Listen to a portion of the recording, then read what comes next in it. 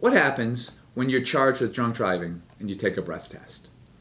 Many people will ask me that question, and one of the questions people ask is, do I take the breath test?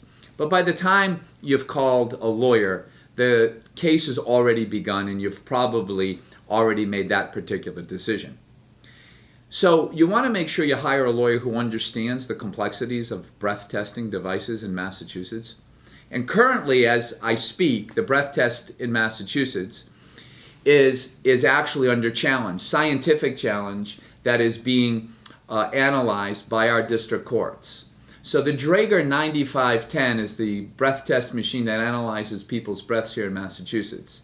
And that particular machine is undergoing strict scrutiny by our district court to determine whether or not the results of the tests are reliable. See, in Massachusetts, we have a whole blood statute.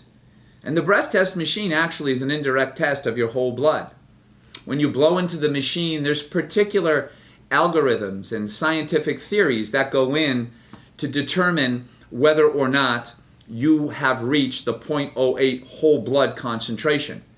Make sure that a lawyer understands the rights that need to be provided to you before you take a breath test.